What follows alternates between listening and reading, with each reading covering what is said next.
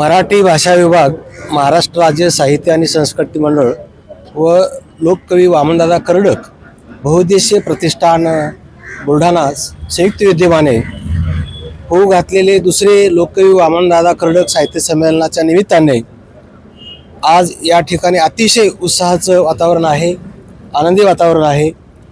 वामनदादा कर्डक यांनी डॉक्टर बाबासाहेब आंबेडकरांचा विचार तळागाळामध्ये पोहोचला। ते बाबासाहेबांचे भाष्यकार होते आणि वामनदादासोबत आम्हाला झिलकरी म्हणून सुद्धा काम करण्याचा योग आलेला आहे आणि त्यांच्या नावाने हे साहित्य संमेलन होते आणि मला अध्यक्षपदाचा मान दिलेला आहे।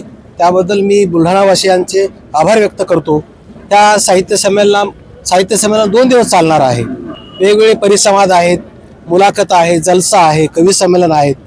ह्या भागातील नवोदितांना अशा साहित्य संमेलनामधून संधी मिळत असते आणि म्हणून हे साहित्य संमेलन अतिशय महत्त्वाचे आहे की या साहित्य संमेलनातून नवीन लेखक उदयाला येत असतात आणि ते यावेत।